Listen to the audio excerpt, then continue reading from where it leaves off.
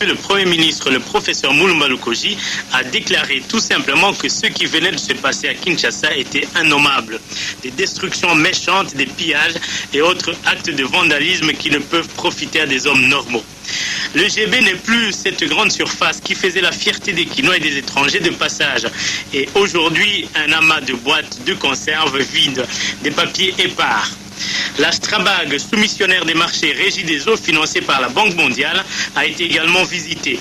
C'est là qu'est stocké le matériel d'adduction d'eau du projet 18 centres, à savoir Bosobolo, Bozene, Lukolela, Makanza, Bagata, Dibaya Lubwe, Gungu, Mangai, Mushi, Demba, Ilebo, Luisa, Kapanga, Kibombo, Kalima, Kiliba et Walikale. Le pillage commis en cellule retardera sans doute l'accès à l'eau potable de certains de ces centres. Covadis, le grand pourvoyeur des pains, a juste été menacé et Dieu merci, le Premier ministre a constaté qu'il n'a pas été pillé. Il a félicité les propriétaires qui continuent à travailler. Le Premier ministre a accompagné les ministres de l'énergie, Lwakabwanga, des travaux publics, Nindu Kitenge, et du président délégué général de la régie des eaux, Tchongo Tshibikumbula Watumba, que rejoindra plus tard le gouverneur Fundu Kota, a ensuite visité l'usine de la régie des eaux à Njili, essentiellement pour encourager les travailleurs qui n'ont pas déserté leur poste et ont assuré 24 heures sur 24 l'eau à la population.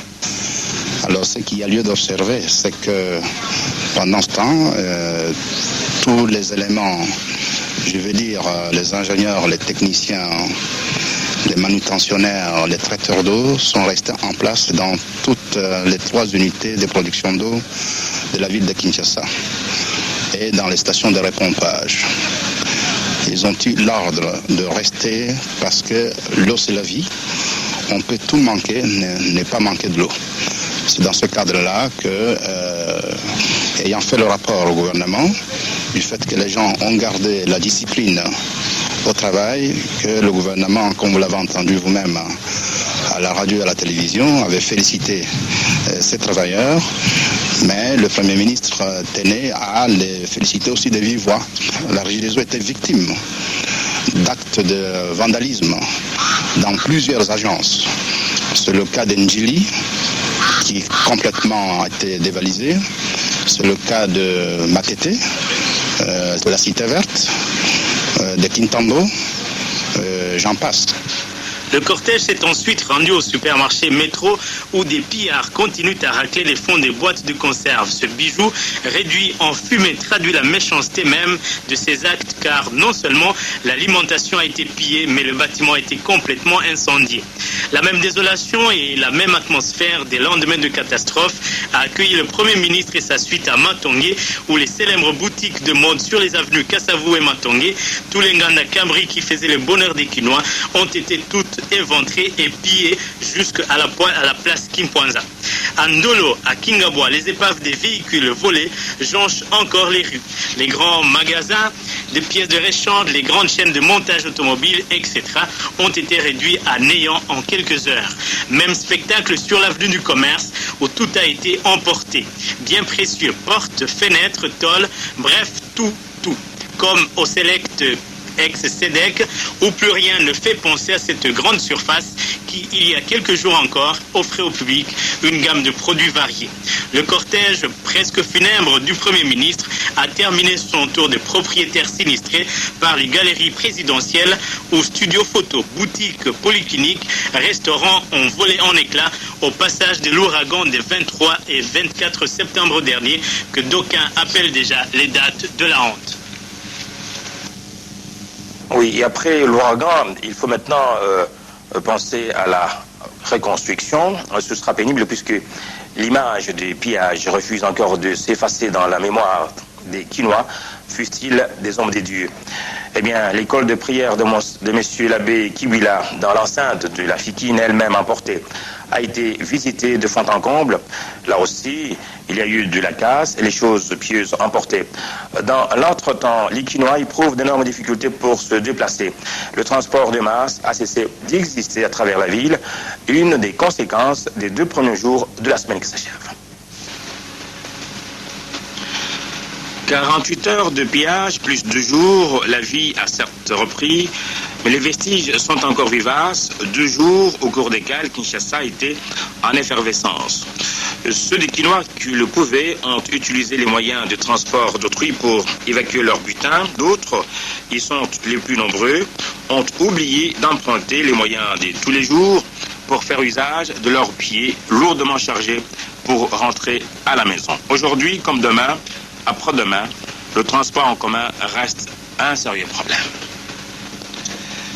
À La Fékine, une superstructure publique comprise entre Lemba et Limité, hier, un beau bijou, vers les années 69, c'était une véritable foire avec plus ou moins 40 pays de représentation étrangère chaque année. Tous les manèges étaient fonctionnels. Il y avait de la joie sur les visages des visiteurs, même jusqu'à la dernière manifestation foraine. Aujourd'hui, le seul objet resté intact, non violé.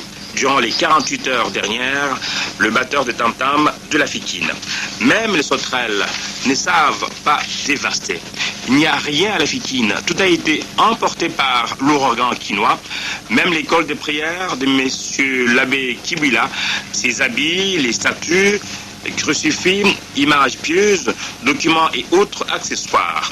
La révérende sœur de cette école de prière invite les croyants à plus de prières, au pardon, et que les biens de l'Église puissent être rendus.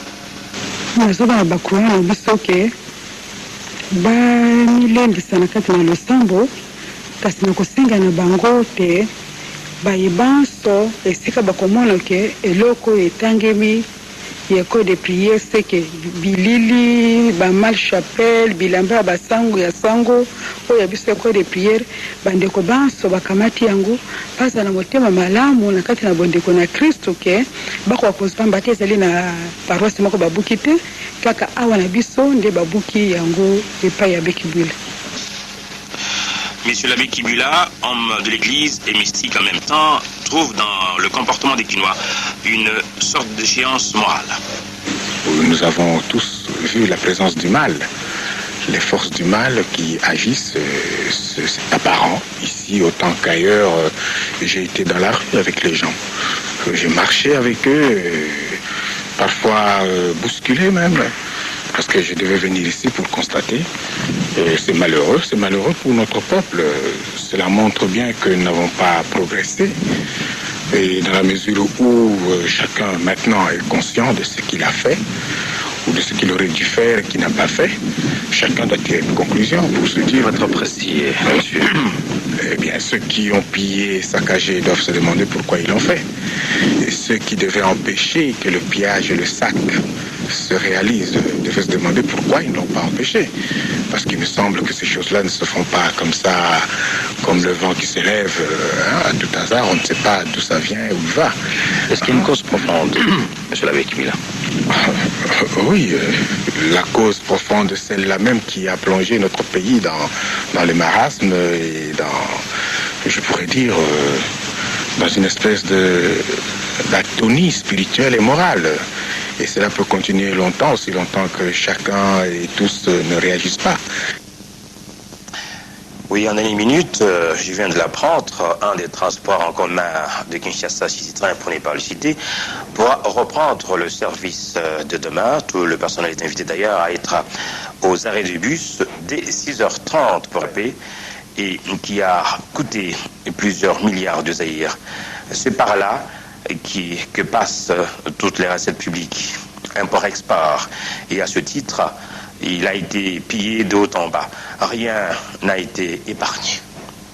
Archives, documents, ordinateurs, tous les services du bureau, les équipements et même les coffres forts ont disparu dans la nature.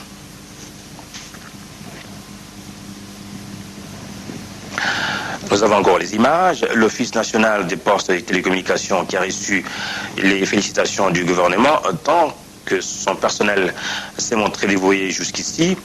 Et s'est vu son stock vidé. La direction logistique ne reste que de nous. Là aussi, même situation désolante. Les pièces de rechange, les fournitures, les chèques postaux, les timbres d'affranchissement et des collections ont été emportés. Le conteneur de la société Siete ayant reçu mission de réhabiliter et moderniser le réseau téléphonique de Kinshasa ont été vidés de leur contenu. Le centre médical de l'Office, qui venait à peine d'être ravitaillé en produits pharmaceutiques, pour une valeur de 120 millions de zaïrois, a été saccagé systématiquement. Du côté formation des ingénieurs zaïrois en télécommunications, inutile de vous dire que les experts du PNUD chargés de cette mission ont plié bagage. Enfin, la Transmag, messieurs Lavigné et Damso sont en pleurs, 1 milliard de francs belges volés en éclats, plus de 800 personnes reléguées au chômage. Ce n'est qu'un bilan provisoire.